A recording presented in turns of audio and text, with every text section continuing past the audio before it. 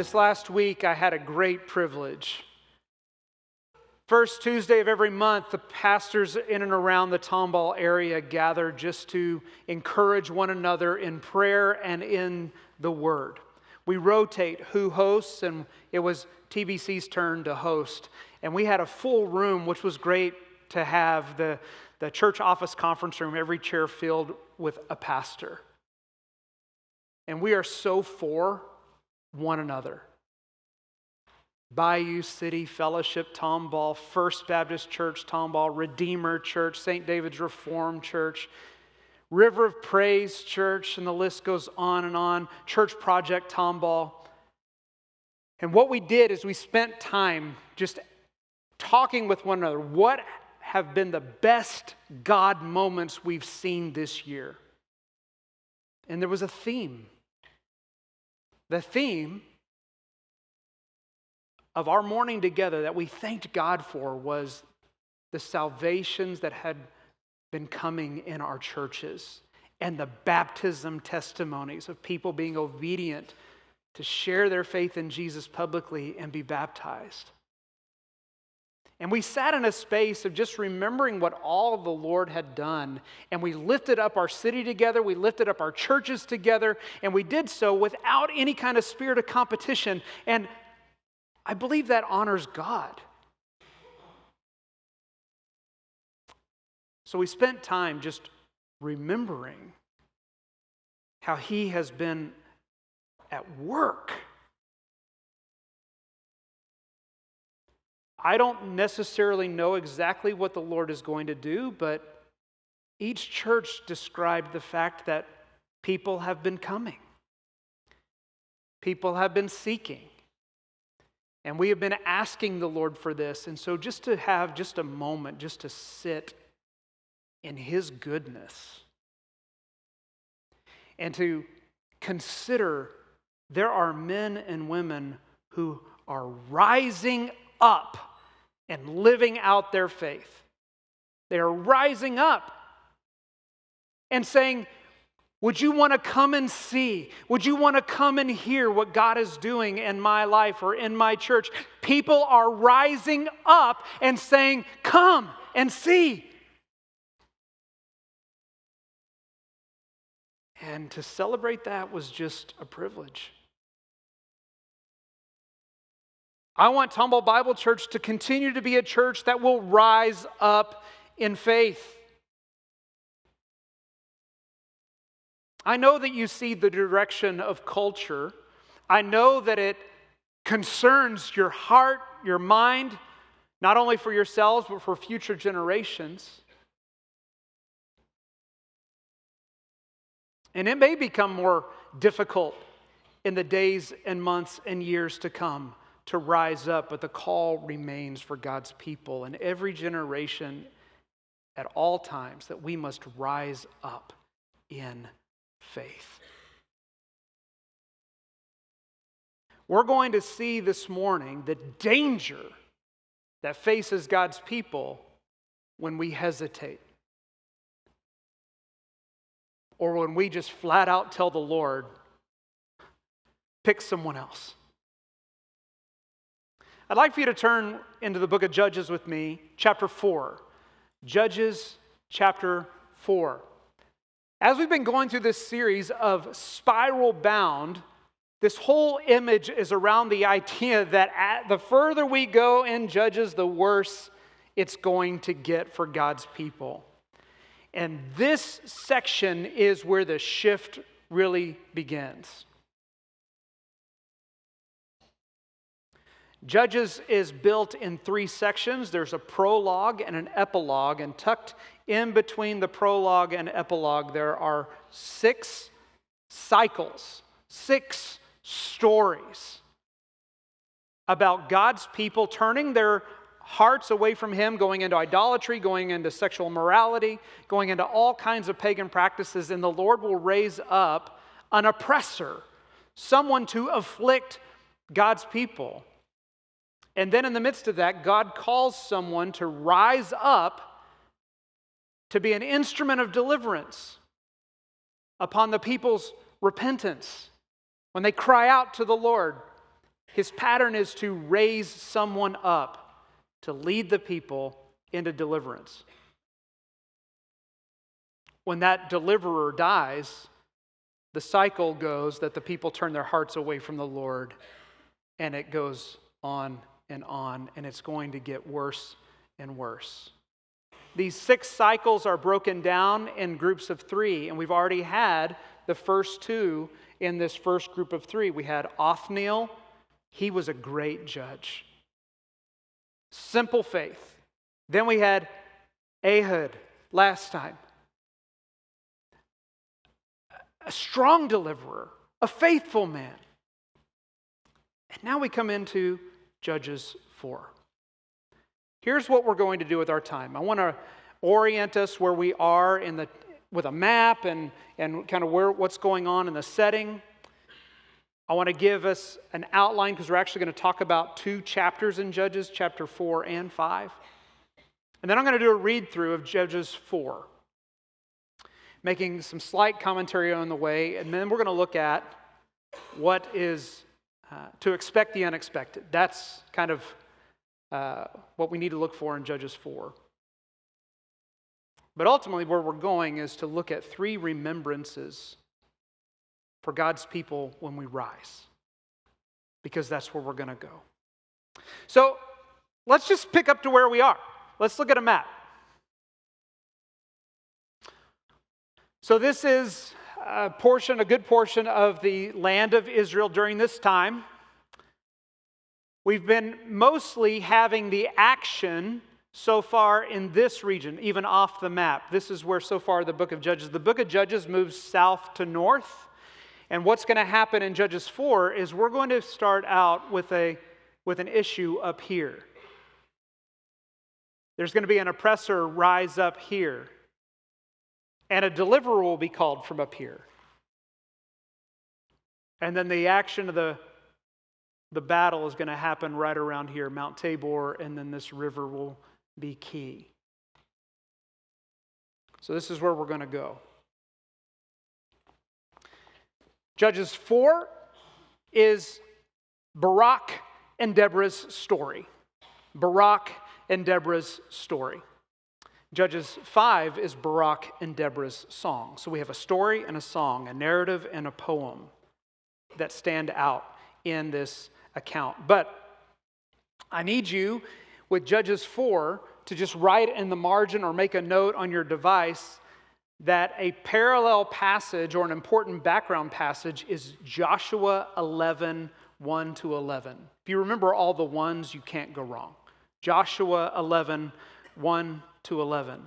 And if you were to turn there, you're going to read an account where Joshua was conquering the land to settle the land for the very first time, and he comes up into that northern region. There's a community called Hatzor up there, and they go up into that region, and there's a king that has the title of Jabin.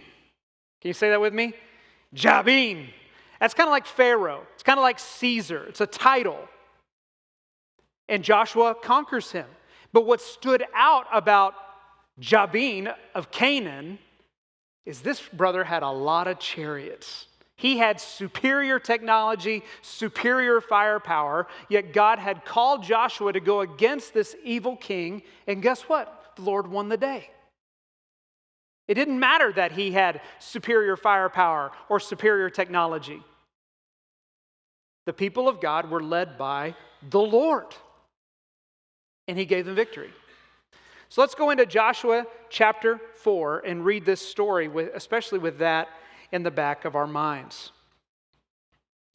Chapter 4, and the people of Israel again did what was evil in the sight of the Lord after Ehud died. And the Lord sold them into the hand of Jabin, king of Canaan, who reigned in Hatzor.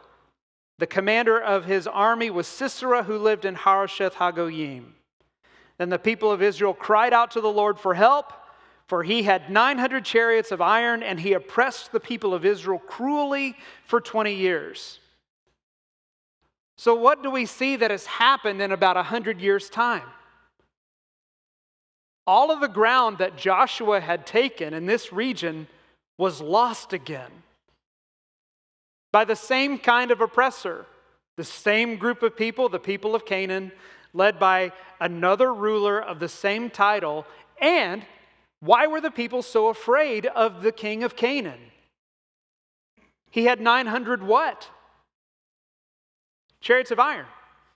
I would find that intimidating if I saw someone with superior firepower, superior technology, where the odds were just absolutely stacked against me. I would feel fear. And the people were afraid.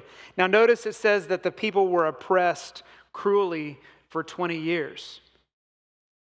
So as the further we go in Israel's history, the more cruelly oppressed they become. Under Othniel's judgeship, the people had been oppressed for 8 years.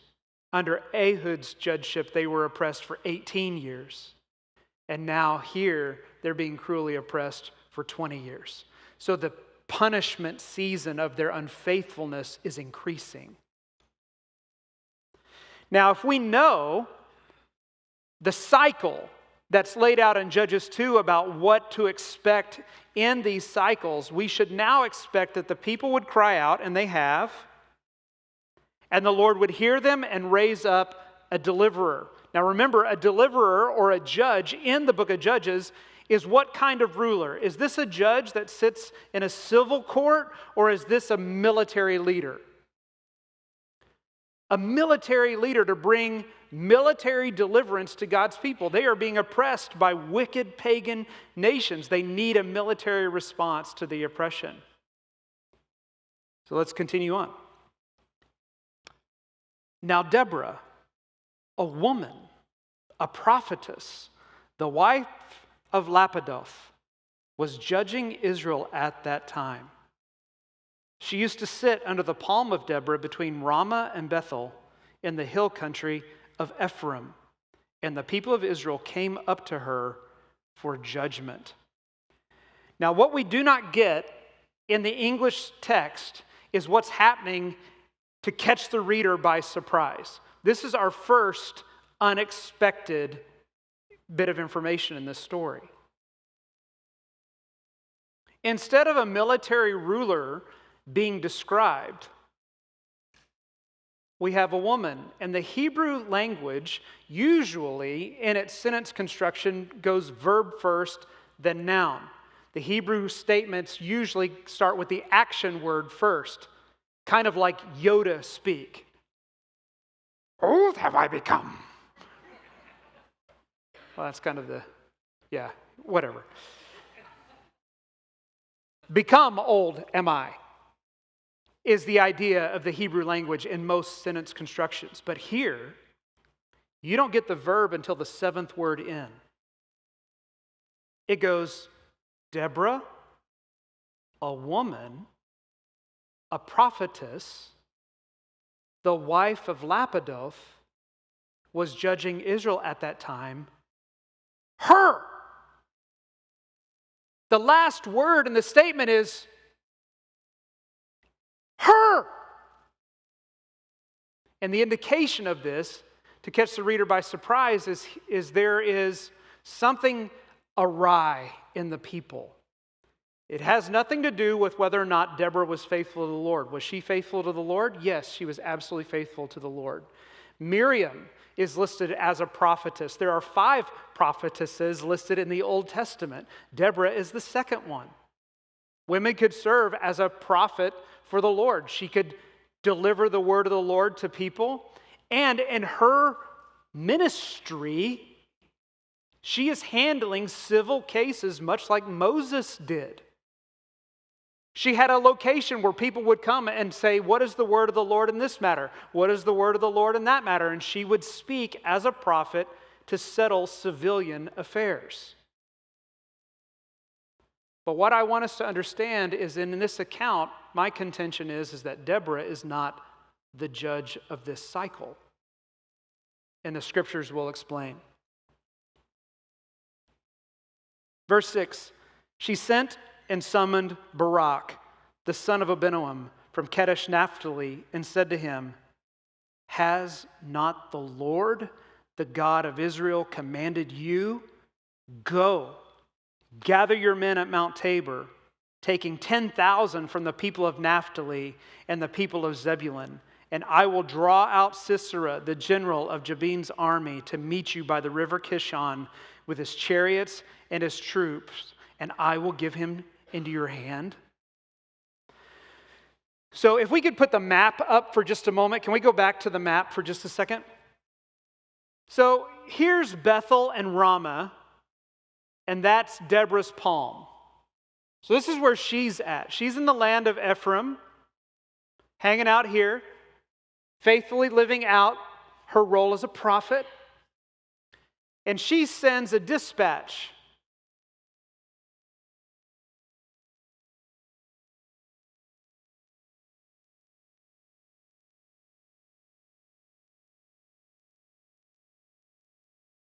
to there, all the way up to the most northern part, one of the most northern parts of the country, because she knows someone has been called by the Lord. Barak is up here. Hatzor is where Jabin is ruling, and he's controlling this whole region up here. So Deborah says, you come down here, Barak. And so he travels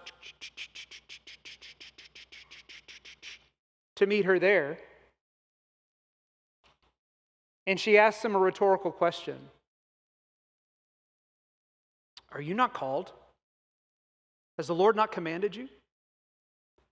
So here in the book of Judges, the military deliverer was called, but unlike Othniel and unlike Ehud, he was saying no.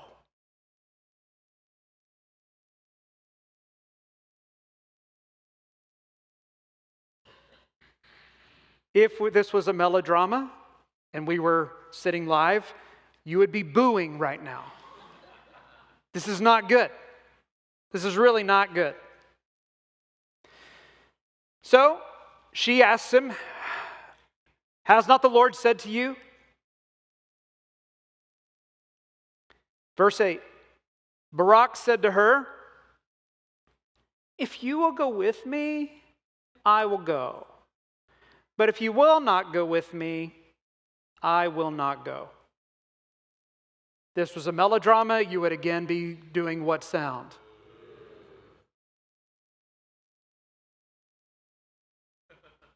You see the absolute abdication of his calling?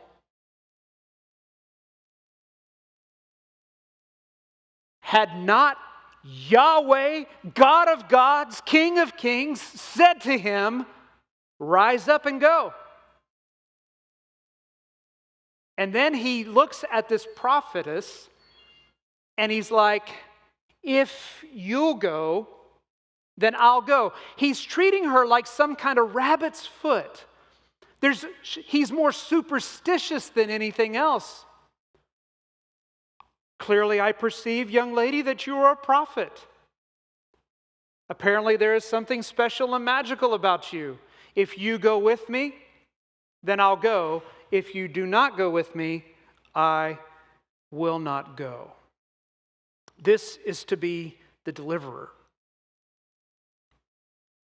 So she said to him, verse 9, I will surely go with you. Nevertheless, the road on which you are going will not lead to your glory. For the Lord will sell Sisera into the hand of a woman. Then Deborah arose and went with Barak to Kedesh. And Barak called out to Zebulun and Naphtali to Kedesh. And 10,000 men went up at his heels, and Deborah went up with him. So, did Barak eventually go? Answer, yes. So he did at least demonstrate some kind of responsiveness, but he did it with putting conditions on the Lord. Rather than just simple obedience, he put conditions on it. He ended up going. But his confidence is not in God. Do you see that? He's not trusting the Lord. He's not believing, he's not taking the Lord at his word. His confidence is not placed in God at all. His confidence is placed in a messenger of God, as if she's some kind of special talisman, rabbit's foot. Now here we have, in verse 11, something completely out of the context.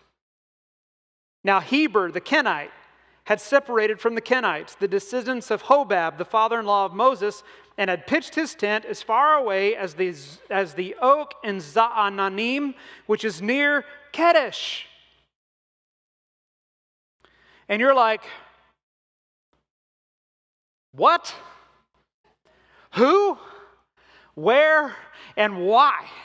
Like, I thought we were talking about Barak. I thought we were talking about Deborah. I thought we were talking about the people of God. And now all of a sudden this information comes in that has nothing to do at all with what has been told to us in the story. Well, this has everything to do with how sometimes narratives are put together in the Old Testament. Remember, a lot of these stories, they were told orally. And the literature is often constructed in a way that would help them remember the central part of the story. So what's happening is there's oppression. An unexpected woman has stepped forward. The deliverer has gone out.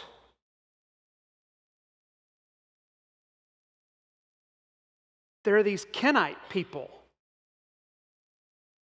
And it's to catch the attention, because it'll come back later in the story. Verse 12, when Sisera was told that Barak, the son of Abinoam, had gone up to Mount Tabor, Sisera called out all his chariots, 900 chariots of iron, and all the men who were with him from Harosheth Hagoyim to the river Kishon. Verse 14, and Deborah said to Barak, up! For this is the day in which the Lord has given Sisera into your hand. Does not the Lord go out before you? So Barak went down from Mount Tabor with 10,000 men following him. Verse 14, underline, circle, highlight, star. This verse is the center point of the text and where we will derive our passage principle. So everything so far, the oppression and the evil against God's people, an unexpected woman, the response of the deliverer to go, some weird information about the Kenites, and then Deborah says, has not the Lord gone before you? Has he not promised to deliver you? And Barak went. Verse 15. And the Lord routed Sisera and all his chariots and all his army before Barak by the edge of the sword. And Sisera got down from his chariot and fled away on foot.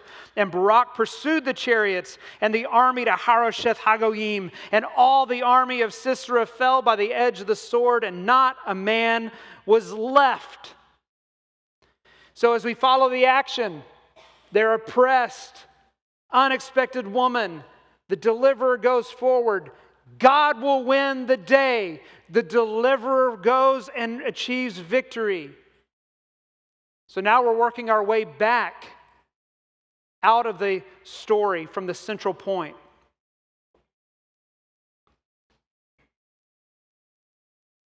Look at verse 17. But Sisera fled away on foot to the tent of Jael, the wife of Heber, the Kenite, for there was peace between Jabin, the king of Hatzor, and the house of Heber, the Kenite. Can we put the map back up? Okay, here's Mount Tabor. The battle is happening here. The valley is called Esdraelon, or the Jezreel Valley. Lots of biblical battles happen in this section because there are major thoroughfares of trade and commerce that go right through that area. There are choke points because of the terrain that had to be under control if you're going to control the land. If you're going to control the flow of goods, you needed to control this region, and you needed to control the north-south passageways through there. And so this is where the battle is. Now, Harosheth Hagoyim is over here. So the battle's taking place over here. Barak and the people of God are experiencing victory, and they're chasing everyone over here, destroying them as they go, getting closer and closer to the river Kishon. Do you see that? This Kishon River here? But where does Sisera, the commander, go? He abandons his troops. He takes this route, and he goes all the way up north to Kadesh. And just outside of there, where Heber the Kenite had gone. What does this tell us about Heber the Kenite? Well, first of all, just to know a little bit of background, the Kenites were actually allies with God's people. They were from Moses' wife's family. Moses' wife's family was a blessing to Moses. And they were part of God's people. They were grafted into the people of God. They were going to enjoy the blessings of God.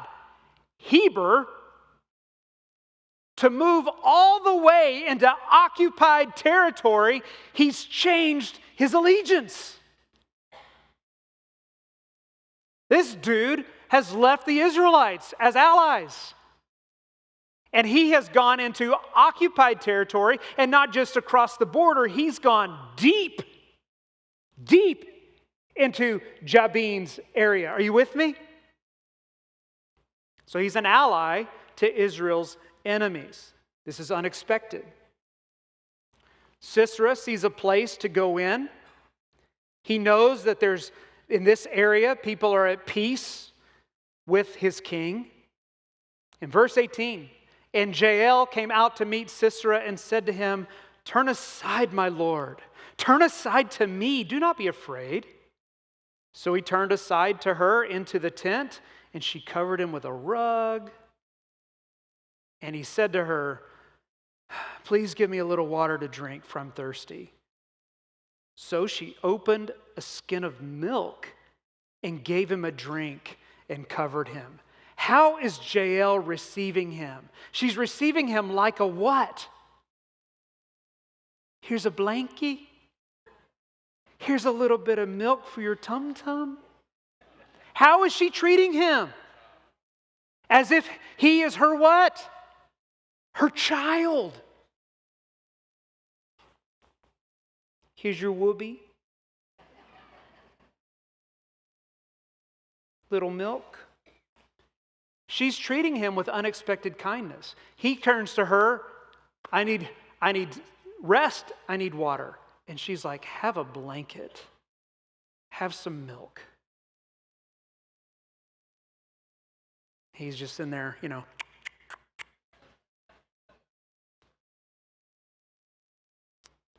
Verse 20, and he said to her, "Stand at the opening of the tent, and if any man comes and asks you, 'Is anyone here?' say no." But Jael, the wife of Heber, took a tent peg and took a hammer in her hand, and then she went softly to him and drove the peg into his temple until it went down into the ground while he was lying fast asleep from weariness. So he died.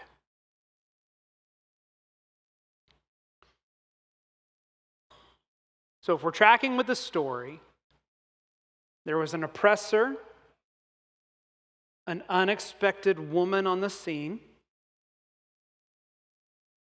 God raised up a deliverer who eventually hesitantly went. God is declared as the one who will fight. The deliverer continues to rout the army. The main commander flees on his own, and an unexpected woman acts on God's behalf. The passage concludes, verse 22 through 24, And behold, as Barak was pursuing Sisera, Jael went out to meet him and said, "Come, and I will show you the man whom you are seeking." So he went into her tent, and there lay Sisera dead with the tent peg in his temple. So on that day, God subdued Jabin, the king of Canaan, before the people of Israel. And the hand of the people of Israel pressed harder and harder against Jabin, the king of Canaan, until they destroyed Jabin, king of Canaan. And thus ends the story, the cycle of Barak and Deborah. In this story, I told you that we are going to notice to expect the unexpected. Now, first of all, one piece of information I've not shared with you is what Barak's name means. It means flash of lightning. That means he's ready to strike. God calls the deliverer. He says, "You're going to go in my name." And he goes,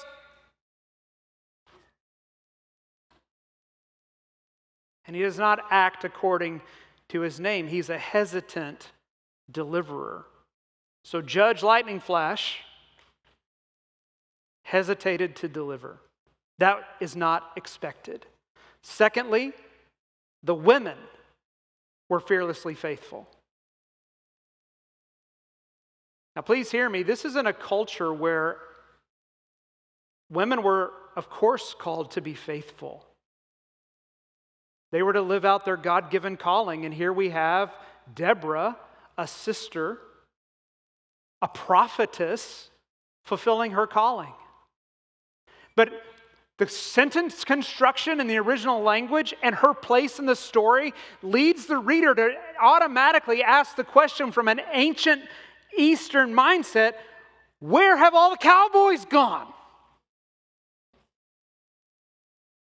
Where are the men?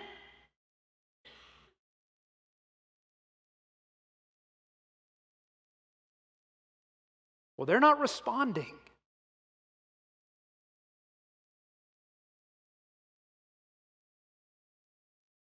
Deborah was fearlessly faithful. Jael was fearlessly faithful. Cunning.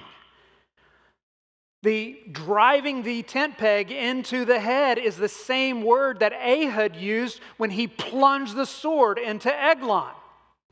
The sword was plunged by an unlikely hero in chapter 3. The tent peg is driven through by an unlikely hero in chapter 4. The women were fearlessly faithful. To God's people, they would not have expected this from a "thus says the Lord" occasion like this. Third, God won through unconventional means.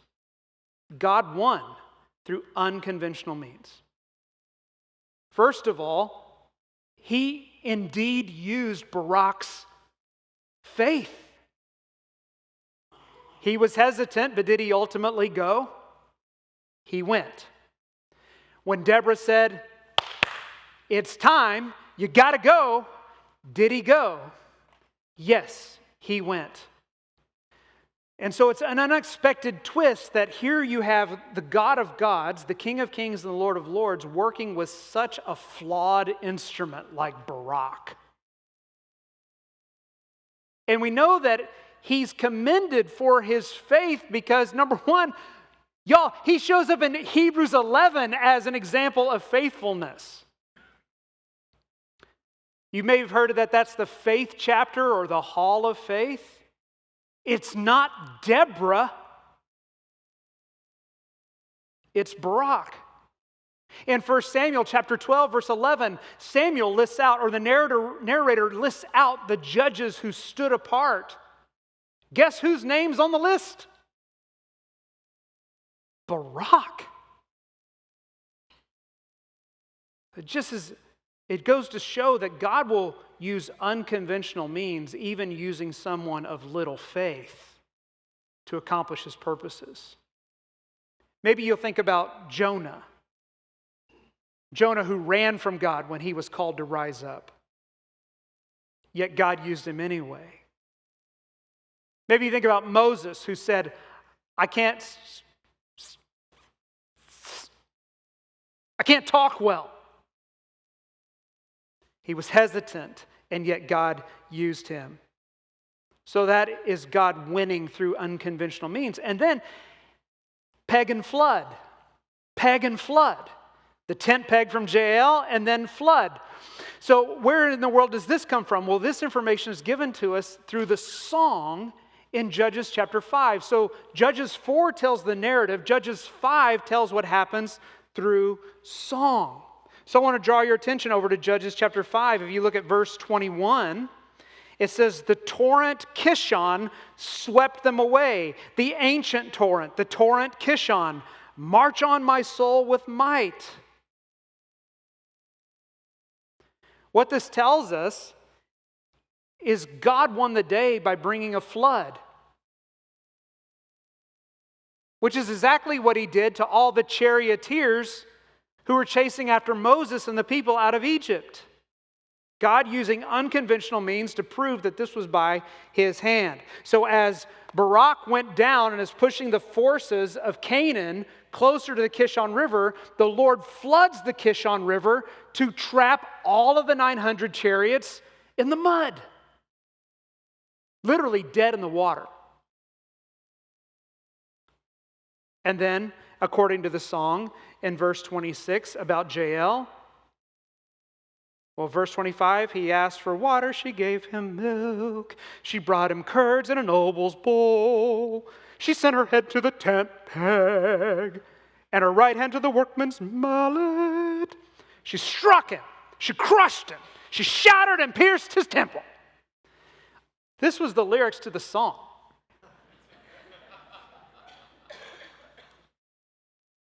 To highlight who is fighting for his people.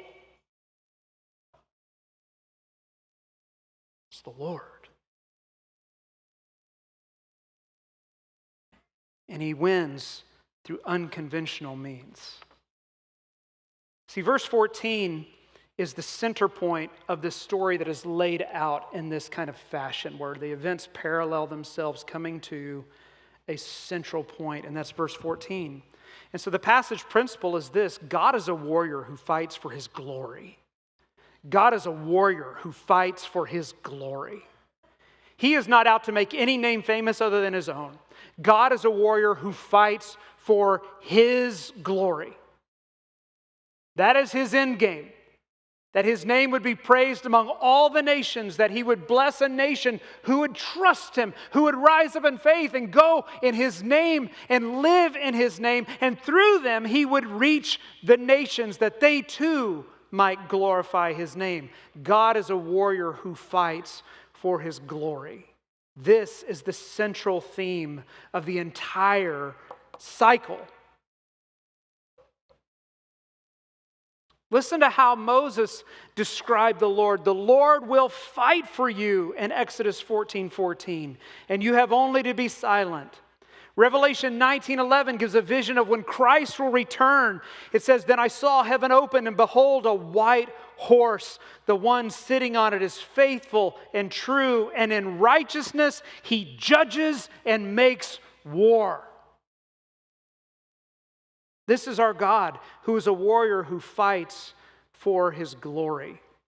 And as the Lord fights for his name and his glory, he commands his people to rise up with faith. Rise up by faith.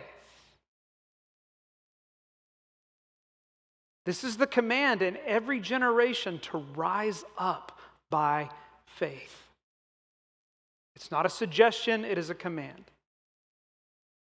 Now, we clearly are not seeking to bring military action against unbelievers, right? That is not our fight. That is not our assignment. So if the principle is true that God is a warrior who fights for his glory, if that is the overarching truth, and within that we know that as God, he commands his people to rise up by faith, what then is our battleground? I believe there's two fronts. First is the battle within. What does every Christian have to face every moment of their day, every day they wake up? What does every Christian have to face about themselves? Man, it is our sin. It's our wiring, our condition to not want the things of God, to not want to rise up in faith, where we would just kind of rather play it safe, keep it comfortable. When we are called to live and walk by faith, and there is a battleground that takes place on the inside. It's a battle that demands your surrender and my surrender every day. That's the first front. And then the second front is the battle outside of us. There is a kingdom of darkness that is seeking to blind the children of God, the people of this planet, that there's a Savior who can save them and redeem them. That's what made it so sweet last week to just sit in a room with pastors and hear the story and to share the stories of how gospel light has broken through the darkness in people's lives and God has brought rescue.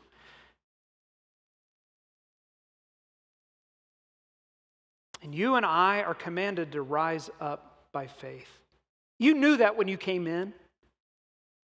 That's why the takeaways for us are going to be framed as 3 remembrances or 3 remembers. So remember as you rise. The road that I'm on will not end or will not lead to my glory. The road that I'm on will not lead to my glory. The road that I'm on will not lead to my glory. The road that you're on will not lead to your glory. God is a warrior who fights for his glory, and his purposes will not be stopped. We are each traveling on a way, and it will not end in our glory. It will not lead to our glory. It kind of reveals for the reader what the motivation of Barak's own heart was. He was hesitant to go. Deborah calls him to go. He's like, okay, I'll go. You go with me.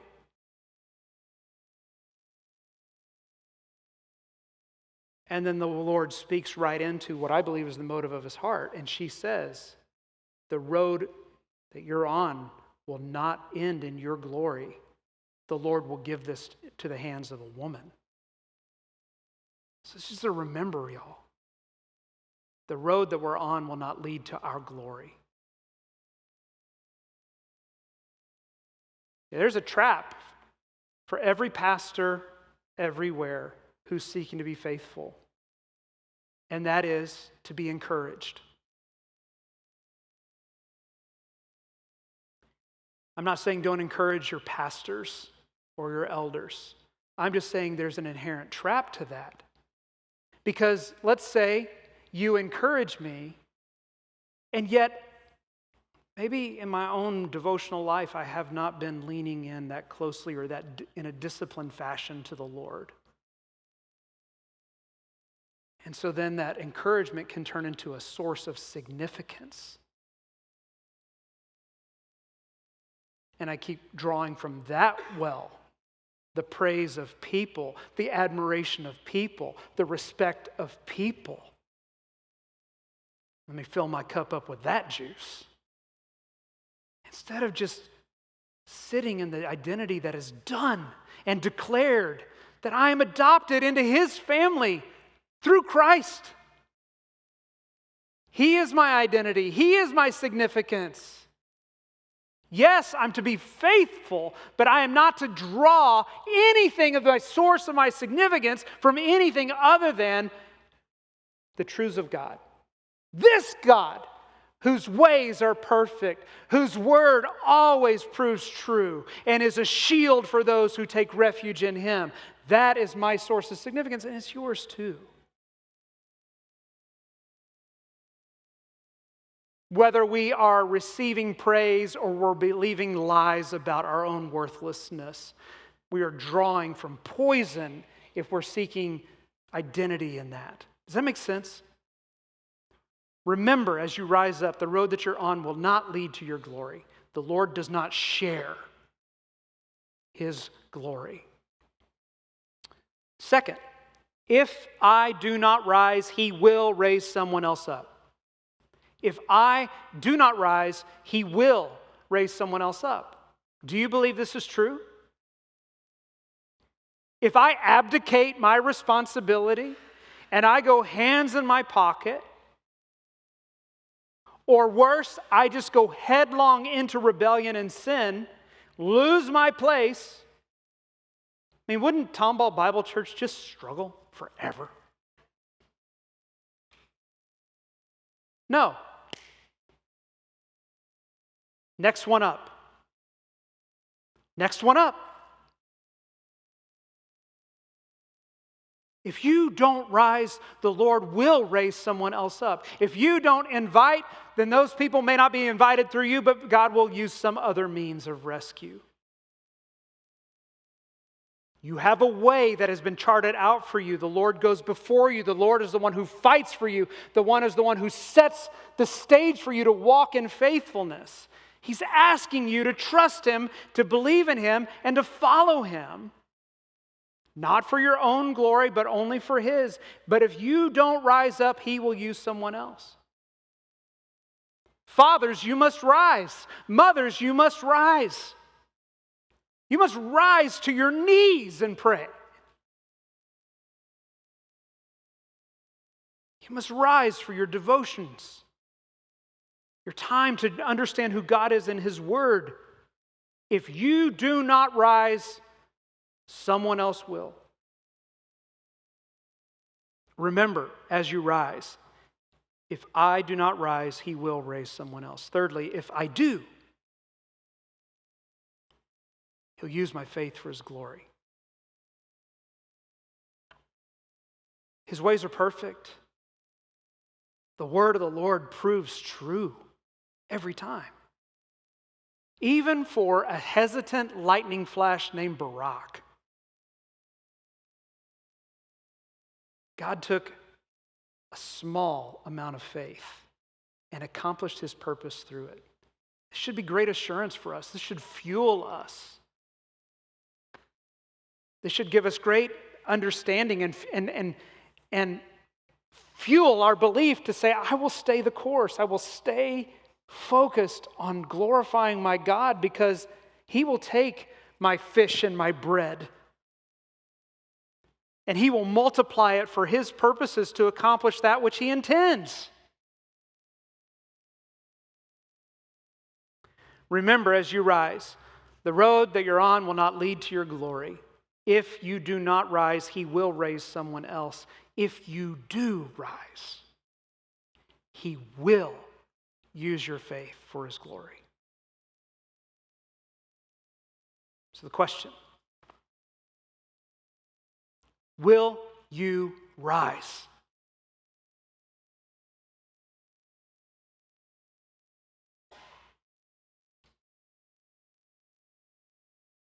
When He prompts, will you respond? Got a beautiful text. Forgot to mention this. Amy Fuel sent a text. Said, God put you on my mind, so I'm praying for you. How can I pray?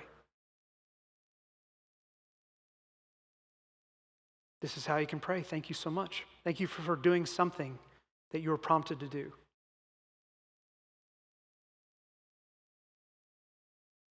Will you rise? Will you go? If you do, the Lord will fight for you.